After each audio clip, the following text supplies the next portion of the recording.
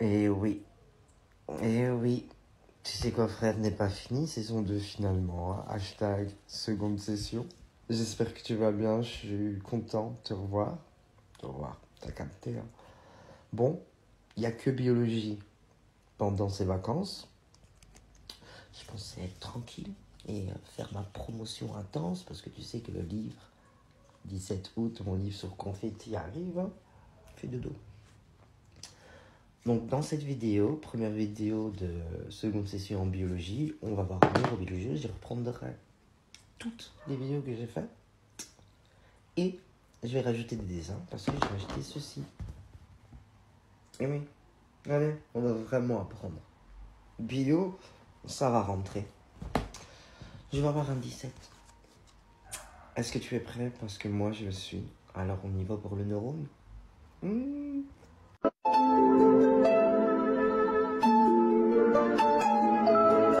Bon, tout d'abord, c'est quoi un neurone, frère? C'est tout simple. C'est une cellule spécialisée dans ton système nerveux qui transmet l'information.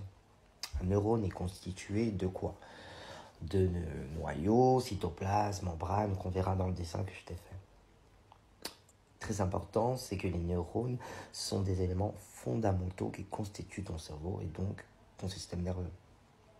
Ensuite, il faut que tu saches que dans le système nerveux, il y a 4 lobes. Le frontal, le temporal, l'occipital et le pariétal. 2 termes très importants avant le dessin, c'est l'afférent et l'efférent. L'afférent, c'est l'information qui arrive du système nerveux périphérique et qui va vers le système nerveux central. Et le contraire d'afférent, c'est efférent. Et là, c'est quand ton neurone il quitte le système nerveux central. C'est beau. Bon, je vais te dessiner un neurone. Donc, un neurone, c'est une cellule stable. Donc, un neurone. Dans un neurone, il y a un noyau avec la membrane. Donc, ça, c'est le noyau. Noyau où il y a ton ADN, tes gènes et tes chromosomes. Ça, c'est la membrane plasmique. À l'intérieur, tu as des organites. Organite plus un cytosol. Cytosol plus organite, cytoplasme.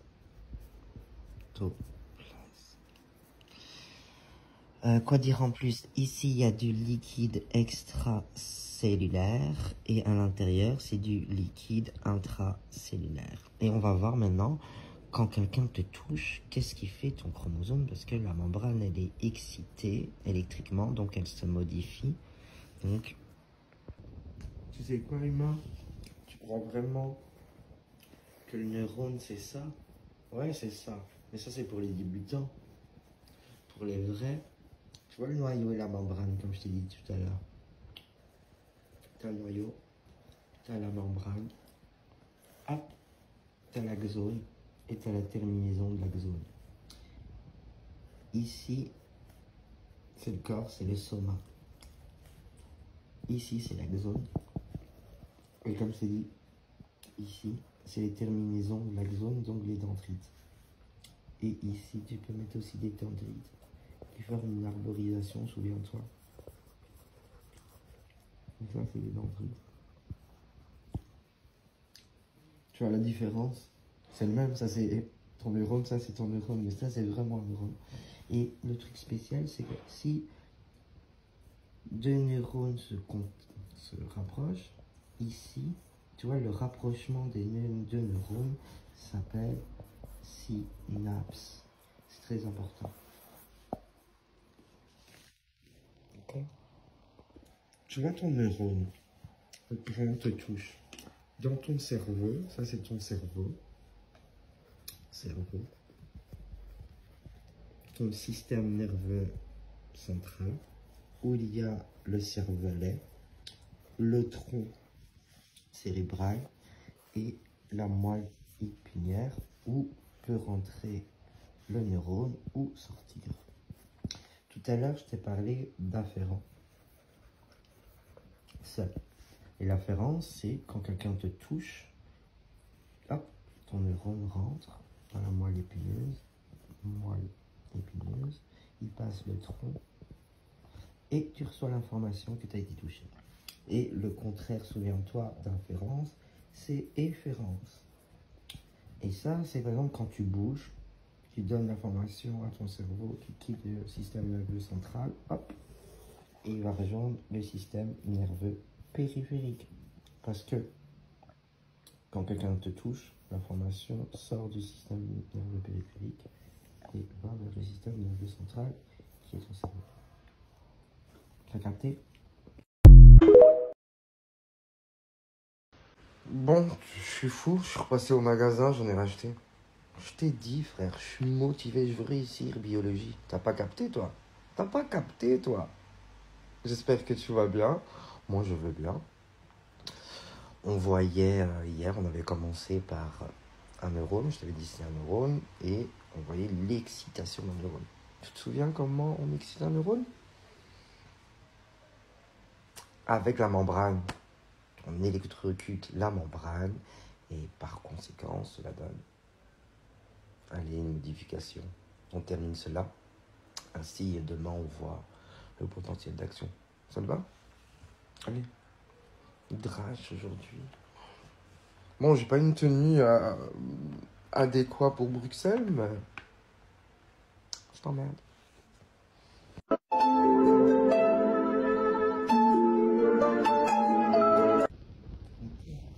Bon, tu te souviens, pour exciter un neurone, il faut qu'il y ait un courant électrique de la membrane. Et par conséquence, membrane plasmique, par conséquence, elle se modifie. Mais je vais te dessiner mieux la membrane. Si on avait une loupe, elle ressemblerait à cela. Elle a une double couche. Donc, hop, elle a une double couche phospholipide.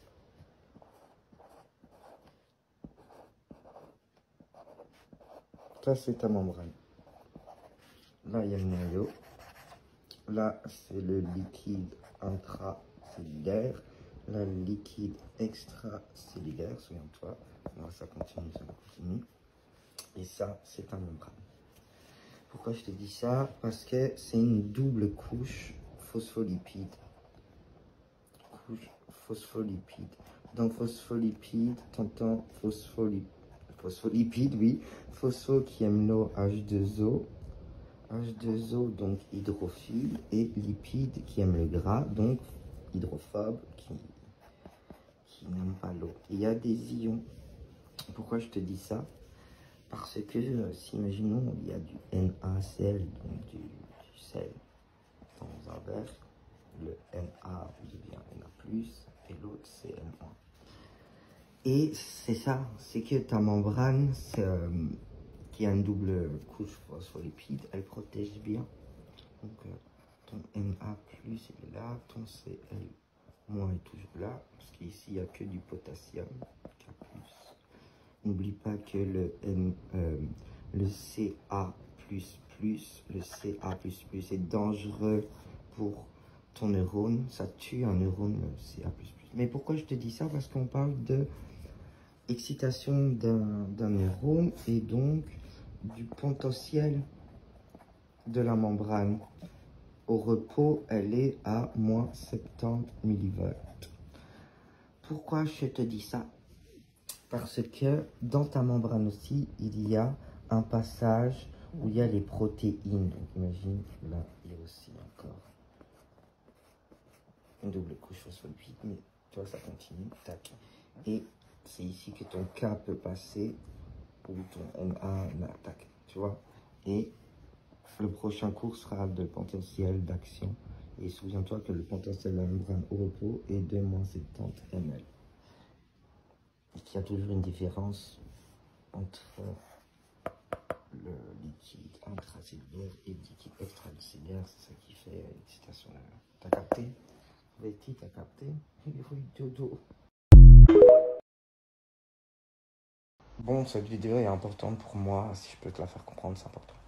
On avait vu le neurone. Dans le neurone, il y a un noyau dans la membrane et des organites. Pour une excitation du neurone, il faut que la membrane soit électrocutée et donc une modification. au repos, ici, ton corps est à moins 70 millivolts. Donc, tu es au repos. Et quand tu te touches, les voltages mécanodépendants, donc dans cette membrane qui a une double couche lipidique sur l'entour aqueuse et graisseuse, avec des canaux ioniques qui font rentrer les ions. Donc quand tu te touches, hop, donc le neurone sort du système nerveux périphérique pour rentrer au système nerveux central et va passer par tout le passage, et cette membrane va faire rentrer du sodium. Et donc quand tu te touches, il y a une dépolarisation. Donc, les neurones sont excités, une excitation des neurones. Et on va parler du poisson japonais fugu qui a une tétro. Bon, pourquoi on parle aussi de ce poisson fugu là, de tétrotoxine? J'aime pas le poisson, j'ai une phobie des poissons, voilà, je t'assume quelque chose. Parce qu'il a donc une tétrodotoxine, et cette tétrodotoxine, ben, te coupe ton potentiel d'action. Donc t'as pas une excitation des neurones, et encore pire, tes canaux ioniques qui font passer ton sodium, passe pas, ça bloque tout. Donc quand tu manges, tu meurs, frère. On passe au dessin, allez, let's go.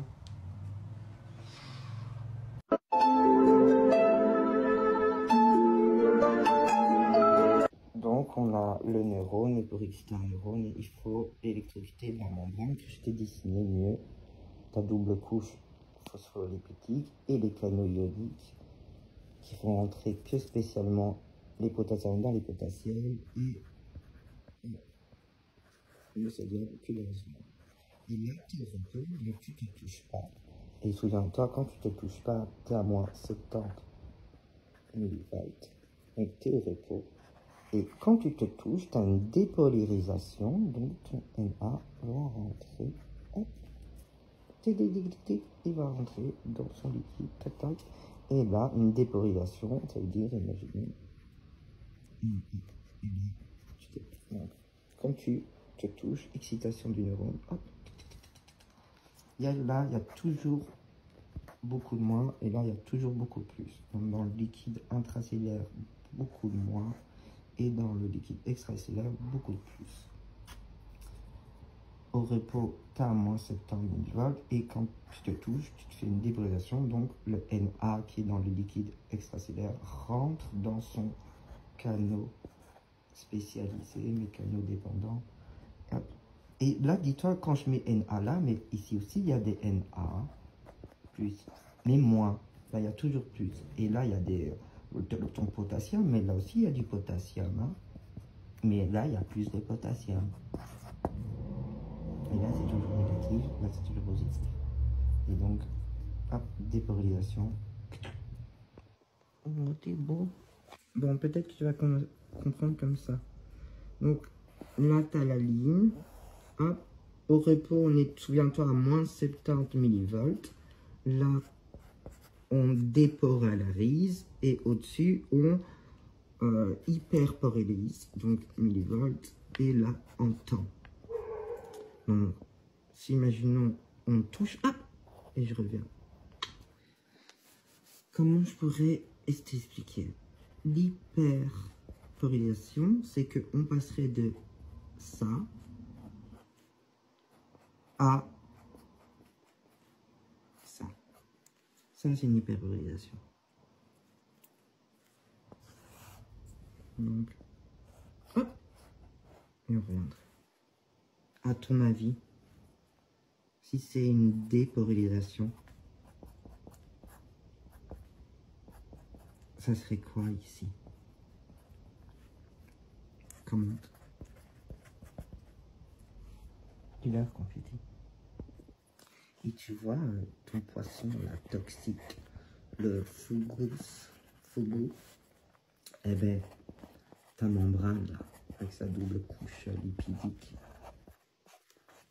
et ses canaux ioniques, ben, je t'ai dit, quand tu manges le fugu, sa tétrodotoxine, eh ben, elle va bloquer le sodium qui veut rentrer. Elle bloque tout, elle bloque tout. Elle bloque tous les canaux, elle fait quoi? Elle bloque. Le fugu, il fait... Hop, dead. Bah, mieux, genre, mais elle bloque, en fait, les canaux. Là. Et t'as pas, en fait, une excitation du neurone. Et donc, t'as pas un potentiel d'action. Et donc, ton neurone Ton cerveau, il fait dead. Papa, tu sais quoi, frère? Aujourd'hui, on voit la glie. Je t'ai fait une bonne vidéo la dernière fois, donc je me suis dit, aujourd'hui, j'ai dessiné la glie. T'explique. Et je te fais la recap de la vidéo de la dernière fois sur la glie. J'espère que tu vas bien. Je suis un peu fatigué. Et confetti, il est d'humeur à l'heure. Vous l'avez vu? Confetti?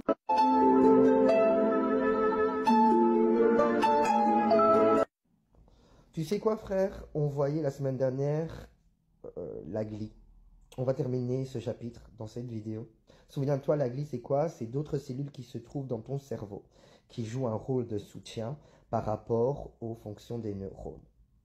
Je t'avais parlé aussi de macroglie et microglie. Aujourd'hui, on va parler de macroglie et on va détailler cela. Donc, dans la macroglie, il y a 4 choses très importantes à savoir. Le premier, c'est les astrocytes. Un peu d'étymologie. Astro, qui veut dire étoile. Cyte, qui veut dire cellule. Astrocytes, les cellules en forme d'étoile. Leur rôle, un rôle de soutien et en plus, un rôle dans le neurotransmetteur. Deuxième mot très important, c'est l'oligodendrocyte. Dans oligodendrocyte, tu entends dendro, qui veut dire arbre. Et ça, c'est toutes les cellules qui ont une arborisation. Et il faut que tu saches que dans l'oligodendrocyte, le plus important, c'est qu'elle s'enroule en forme de spirale autour de l'axone. Pourquoi je te dis ça? Parce que le troisième mot, c'est les cellules de Schwann. Et quelle est la différence entre les cellules de Schwann et l'oligodendrocyte? C'est la localisation. Les oligodendrocytes se trouvent dans le système nerveux central, tandis que les cellules de Schwann se trouvent dans le système nerveux périphérique. Et enfin, le dernier mot, c'est les cellules épandymères. Et elles forment un canal vers l'épandymère. Je ne sais pas si j'ai bien dit épandymère, attendez. Épandymère, oui. C'est là que je dois l'étudier un petit peu. C'est quoi, humain? Tu vas apprendre la glie. Donc, les neurones, ce sont des cellules qui se trouvent dans ton cerveau. Et la glie aussi, ce sont des neurones qui se trouvent dans ton cerveau aussi, qui ont un rôle de soutien. Et dans la glie, tu as la macroglie, où il y a l'oligodendrocyte et l'astrocyte. L'oligodendrocyte avec une forme d'arborisation, astrocyte, cellules en forme d'étoile, souviens-toi. Et dans la glie, tu as la macroglie et la microglie.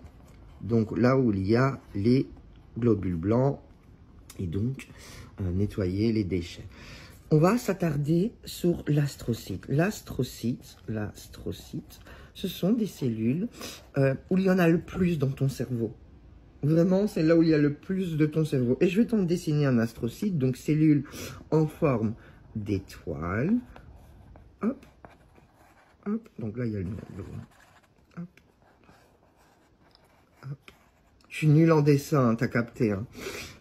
Donc ça, c'est un astrocyte. Et là où il y a le neurone. Et là, il peut avoir aussi un canal sanguin. Il faut que tu saches qu'avec l'astrocyte, très important à savoir, c'est qu'elle forme une barrière entre le sang, donc une barrière hématome. Très important, elle régule un neurotransmetteur et elle régule tout ce qu'il y a dans le liquide extracellulaire, donc où il y a le potassium, souviens-toi. Donc ça, c'est un astrocyte. Bon, c'est vendredi, j'ai fait toute une semaine. Vous voyez la glie, donc hier. On va commencer direct. Donc souviens-toi, dans la glie, il y a la macroglie et la microglie. Et on voyait dans la macroglie les astrocytes, cellules en forme d'étoile, et les oligodendrocytes. Souviens-toi que les astrocytes ont un rôle nutritif. Donc ils font passer du système des vaisseaux sanguins vers les neurones la nutrition et le contraire, un rejet de la nutrition. On va aujourd'hui s'attarder sur l'oligodendrocyte et qu'ils ont une forme d'arborisation et les cellules de Schwann. Souviens-toi, quelle est la différence? La localisation, parce que l'oligodendrocyte se trouve dans le système nerveux central et les cellules de Schwann dans le système nerveux périphérique. Je vais te donner un exemple. Tu vois, les personnes qui ont un problème, bonjour confetti, un problème de schizo en plaques. Ils ont des Donc, les personnes qui ont des problèmes de schizo en plaques attaquent leurs cellules d'oligodendrocyte parce que l'oligodendrocyte fournit la myéline dans le système nerveux central, souviens-toi. Donc, quand tu as des problèmes de pathologie de schizo en plaques, ben, tu tues tes oligodendrocytes. Et les personnes qui ont un syndrome de Guillain-Barré, comme Guillain-Liège humain, regarde, mais je rigole pas avec ça, mais ont des problèmes dans les cellules de Schwann, dans le système nerveux périphérique. Donc, quand tu as un syndrome Guillain-Barré, ben, en fait, tu attaques tes cellules de Schwann, donc elles ne fournissent plus de myéline. En gros, si tu regardes mes vidéos, tu n'as plus de potentiel d'action, donc d'excitation du neurone. Ok? On passe au dessin. Retiens avant le dessin, parce que c'est très important que quand tu vois, quand l'oligodendrocyte s'entoure autour de l'axone sur ton neurone, entre les myélines, il y a l'espace, le nœud de Ranvier. Retiens le nœud de Ranvier, c'est très important.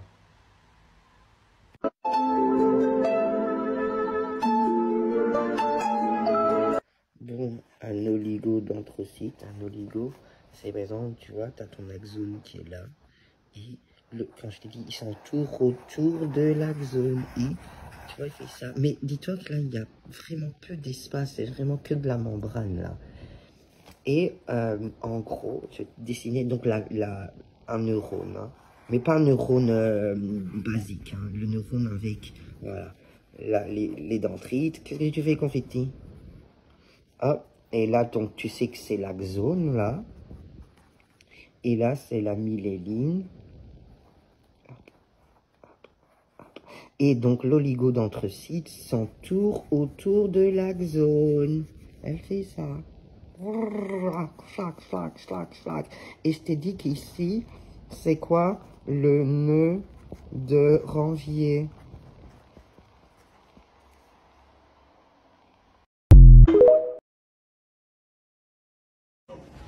Tu sais quoi, frère, il est impératif que je commence cette vidéo pour commencer à te dire que je vais reprendre mes vidéos de seconde session en neurobiologie. Il fallait impérativement que je reste en famille.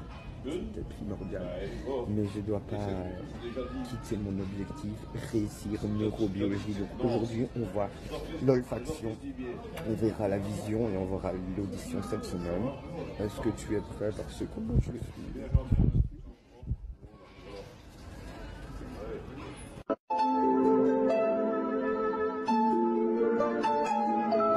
Bon, je vais essayer de faire une vidéo dans l'avion, je sais pas si. Tout d'abord, l'olfaction est un sens chimique qui nous permet la détection de substances chimiques grâce à des médiums olfactifs qui se situent au sommet de nos cavités nasales. Figure-toi que dans cette cavité nasale, dans ce mucus, il existe des cils. Tu as des cils. Et ces cils, figure-toi, qui fait rentrer donc l'information dans les substances odorantes et tout ça rentre. Et qu'est-ce que cela va faire? C'est que ça va rentrer du calcium et faire sortir donc dépolarisation et cela va donner un potentiel d'action. J'avais aussi noté que n'oublie pas que les neurones sont des neurones réceptrices et c'est car le cortex olfactif que tu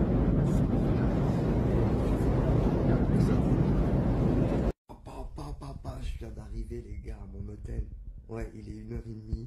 Je suis arrivé à l'aéroport de Rome, Capione, à quoi, 22h. Et en fait, on ne savait pas, mais il y avait grève des bus. Donc en fait, moi, je suis resté là comme un gros con. Là. Et puis en fait, il est genre minuit, je me dis, mais je dois prendre un taxi, tu vois. On n'entendait pas très bien à l'aéroport et je te disais juste, tu as des cils dans ton nez. Et c'est grâce à ces cils, quand tu as une information, donc une substance odorante, elle se dissout grâce à ces cils dans la muqueuse.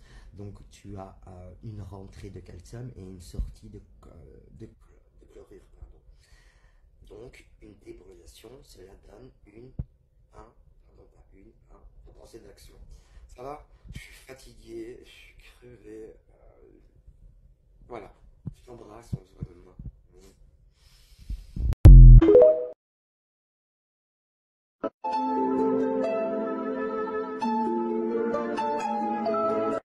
Tu sais quoi, frère? On va reprendre la seconde session.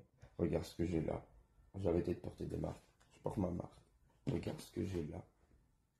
Tu dois aller en librairie, aller le chercher, hein, ou Amazon, ou ce que tu veux, ma maison d'édition. Et regarde ce que j'ai là. Et il fait la tête, il fait la tête. On commence direct, on va voir l'olfaction de la vidéo à Rome, plus l'audition. Allez, on commence direct.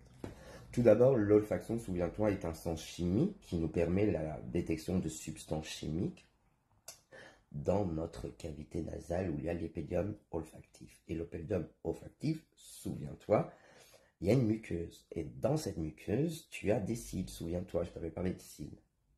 Et ces cils-là nous permettent la détection d'informations. Et cette information, c'est les substances odorantes. Quand elles rentrent, quand tu les inhales, donc tu as une rentrée de sodium, une sortie de chlorure, donc une débrûlation, donc un potentiel. Bon, passons à l'audition. Je l'ai fait tout seul, là, le t-shirt. Je pense que je l'ai fait trop bas.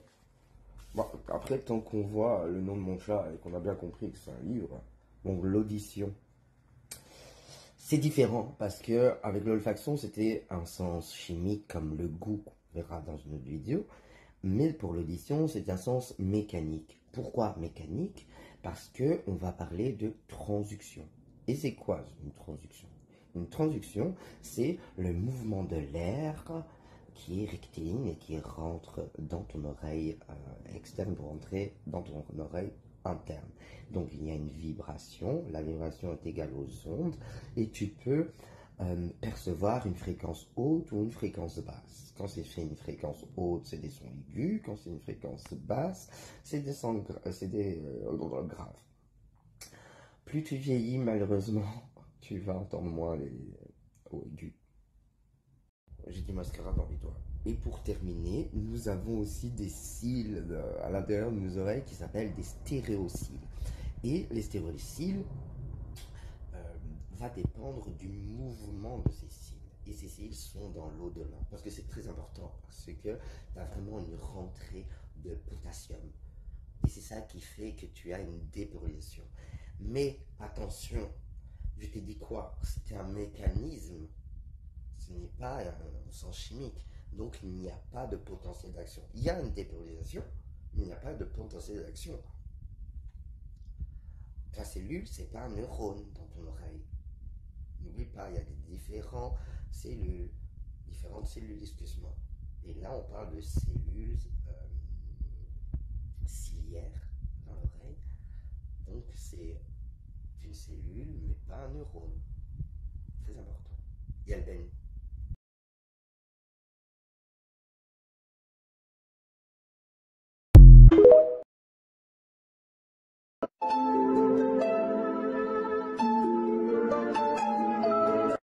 Bon, on va commencer, hein. Tout d'abord, l'information lumineuse est transformée par les cellules du fond de ton œil, ta rétine. Et ces cellules, elles sont composées de bâtonnets et de cônes. Je ne vais plus t'expliquer c'est quoi des bâtonnets et des cônes, parce que je t'ai fait une vidéo, on l'a fait une vidéo l'année passée en psychologie cognitive sur YouTube 1 heure. Mais bon, ces cellules, elles contiennent de la rhodoxine. Pourquoi je te dis ça? Parce que le mécanisme va changer quand ton œil est fermé et quand ton œil... J'ai trouvé une idée. Confetti, il a l'œil ouvert et moi j'ai l'œil fermé pour le mécanisme. Bon, pour Confetti avec l'œil ouvert, donc ta rhodoxine est activée, donc ta rhodoxine va changer. Et quand ta rhodoxine va changer, va activer les photodiaspérases. Et cette photodiaspérase va faire que tu vas couper ton sodium qui va rentrer dans ta membrane. Et donc, tu as une hyperpolarisation en présence de lumière.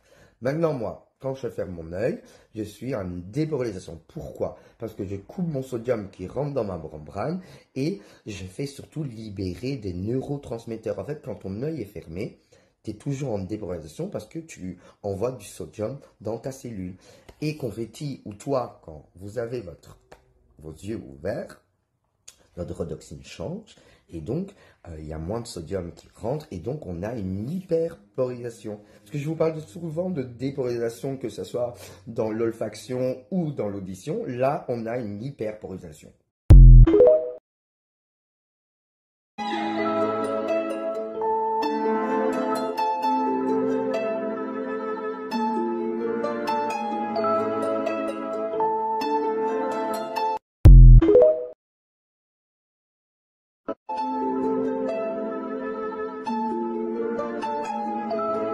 Bon, on va faire un petit récapitulatif, hein. Tu sais quoi, frère, blablabla. Ben, tu sais maintenant que les cellules qui se trouvent à l'intérieur de tes yeux, frère, se nomment les photorécepteurs. Et dans ces photorécepteurs se contient de la rhodoxine. Très important, souviens-toi, hier, en présence de lumière, cette rhodoxine change et donc ça coupe l'entrée de sodium, et donc il n'y a plus de libération de neurotransmetteurs, et donc tu as une hyperpolarisation. À l'œil fermé, souviens-toi, tu as ton courant sombre, donc une rentrée de sodium, donc une dépolarisation. On avait parlé aussi de l'olfaction avec leurs cils qui baignent dans le mucus, rentrée de calcium, sortie de chlorure de sodium, et donc une dépolarisation, et cela donne un potentiel d'action. Il n'y a pas de potentiel d'action dans la vision, dans la cellule. Bon, ensuite, et pour terminer, on avait vu aussi les cellules de l'oreille, et donc de l'audition. Tu as des stéréocils qui baignent, pas dans le mucus, dans l'au-delà. Et l'au-delà fait bouger donc ces cils, et le mouvement de ces cils va faire rentrer du potassium. Et cette rentrée de potassium va te donner une dépolarisation, et cette dépolarisation va te faire libérer un neurotransmetteur qui est lié à la fibre crânienne 8, et cette fibre crânienne 8, c'est ta fibre auditive. C'est le bordel. Et en plus, elle est en train de m'arracher les trucs de derrière, con. Je dis bonjour, moi. Je dis bonjour. Tu me l'arraches, je me dis putain.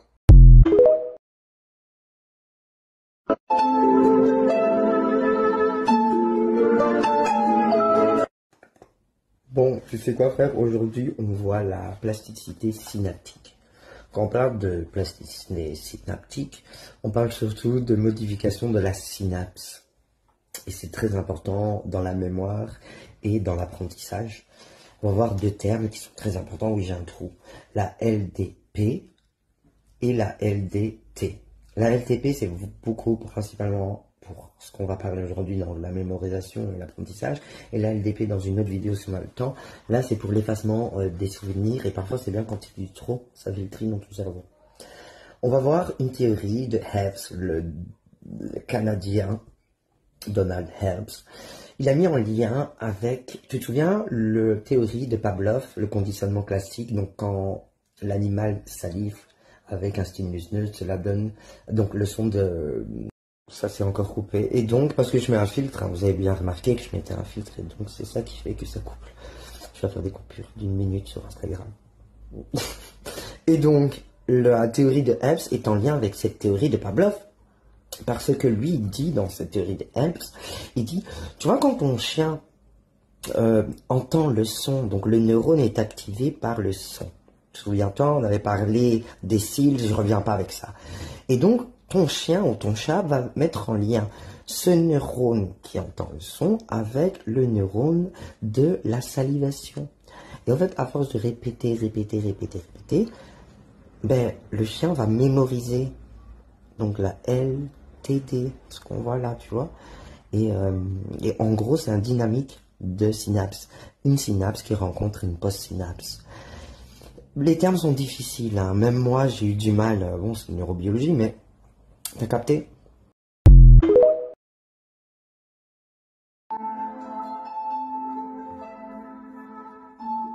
Wow, comment t'as changé? Je vais mettre là à côté de l'autre. Wow, t'as fait que mettre comme ça. Ouais, c'est ton livre, Oh.